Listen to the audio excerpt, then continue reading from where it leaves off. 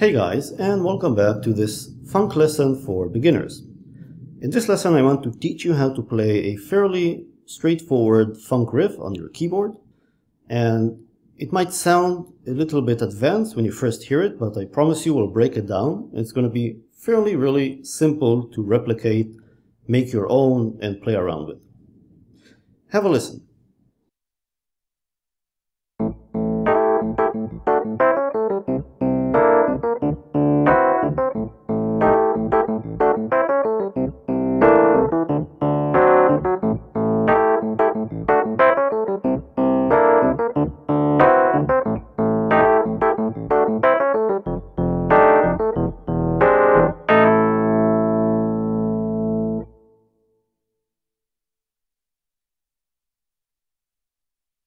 What I'm going to do for the remainder of this lesson is walk you slowly through each of the bars I've played, and we're going to focus really on the main repeating pattern, which is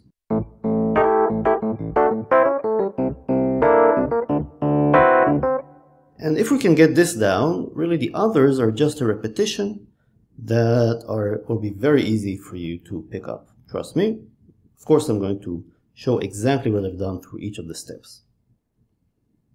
Now, what you can see on the screen is an outline of the pattern for both the right hand and the left hand. What I've done is I've divided the 8 bars that I've played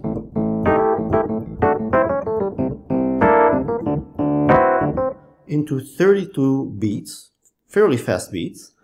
And I've indicated either for both the right and the left hand in each beat whether you're not playing anything, indicated by an X, or you are playing something that is indicated by an O, or in a couple of places a U or D.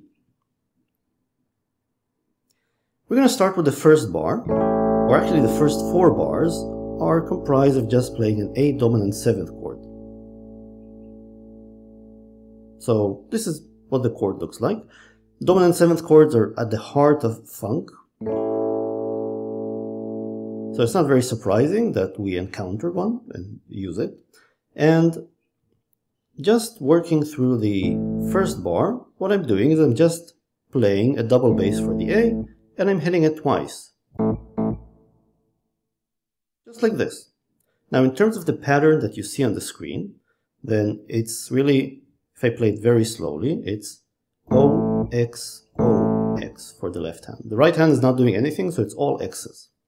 O, X, O, X at higher speed. Now, of course, when you're starting out, you should do things very slowly, very slowly, really. So you can do something like O, X, O, X. Really this slowly. It's perfectly fine. Once you get the hang of it, you slowly ramp up the speed. Let's look at the next bar. What is being played there? Well, what you're seeing is there's an O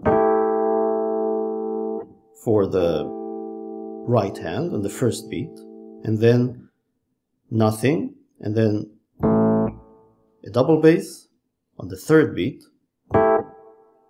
and again an O on the 4th beat. This is it. I have a little grace note. So I'm starting out with an A, E flat, G, but I let this E flat slide down very quickly to the E. And then repeat the same set of notes here on the right hand in the 4th beat. Putting everything together, you get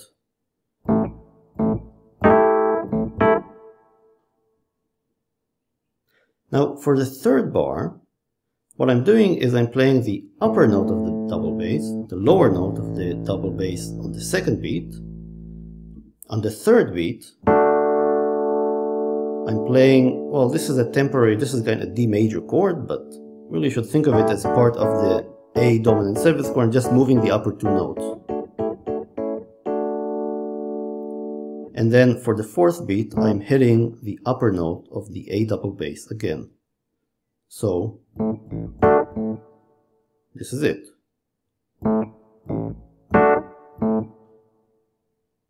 putting all three first bars together, you get, I'm going to play it again very slowly.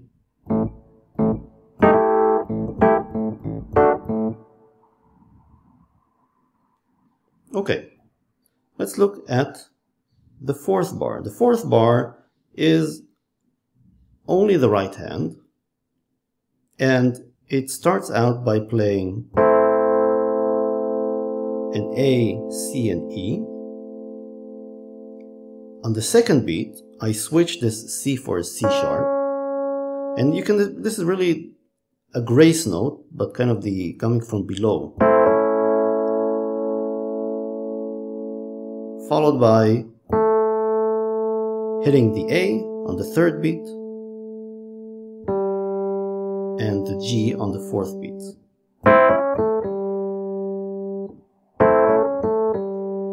You can even just play the upper two notes, the C and an E in the first beat, go up to the C sharp, play the A, and then the G.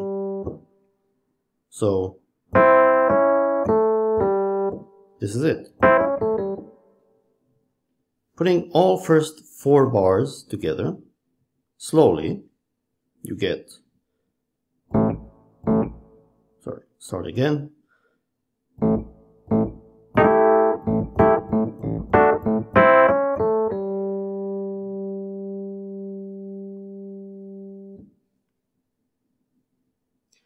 The last four bars of this pattern are, I think, simpler to grasp and are really at the core are, again, hitting the double bass again, but now we're going to play a C dominant 7th chord, or actually a C 13th chord.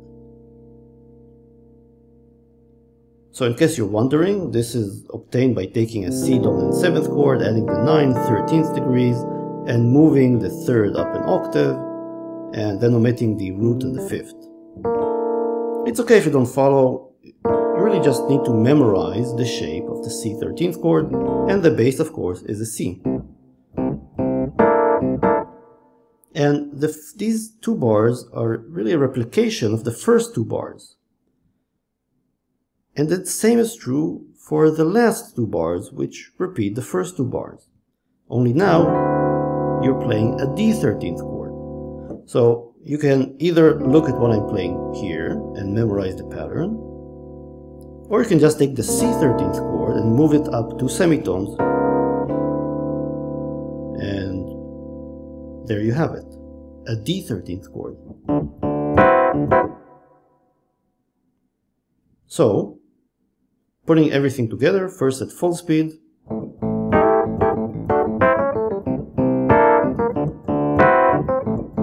and then at slower speed,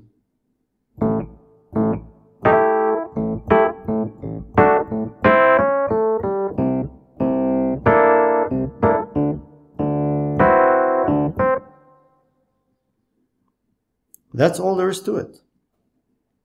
Now this repeats again, with the only difference being now that I play the C 13th chord and the D 13th chord slightly differently.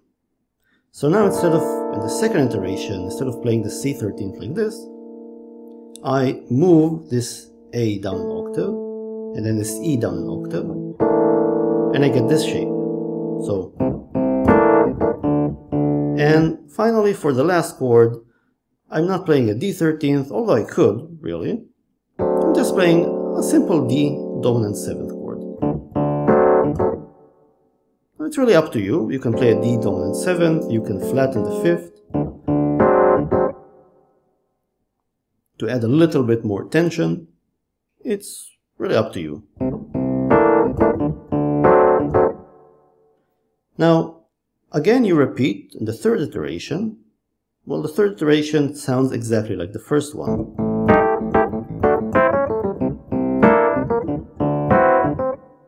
And finally, for the fourth iteration, the last two chords are again switched out. And they're switched out by an F 13th chord and an E sharp 5 sharp 9. So in case again you're wondering, here's an E9, E dominant 9 chord, and you can sharpen the 9, sharpen the 5, and omit the root. And here you get this nice kind of slightly dissonant sounding chord, especially because of this sharp 9. So there you have it. We've broken down the entire pattern step by step, and you can go ahead and practice it. Remember, when you practice this thing, it's very important to start out very slowly. In fact, you can start out so slowly that in some sense you don't even hear the pattern. So, when you play things very slowly, your brain kind of disconnects the individual components or the flow of the music. It just sounds very discombobulated. But once you have it sort of practiced and under your belt, if you start picking up the speed, then you'll retain the correct playing, and at some point your brain will connect the notes. One last thing maybe I'll mention before signing off is when you go back and listen to the way I play things, pay attention to where I let the notes ring out and where I play them staccato. So something like this, So if you look at the beginning, you see that I let the double basses ring out in the first bar, but then I let this ring out, but then I have two staccato notes. I play the double bass in staccato, and I play the upper notes in staccato as well. So pay attention to that as well when you go back and listen to the pattern. That's it. I hope you've learned something interesting, and I will see you next time.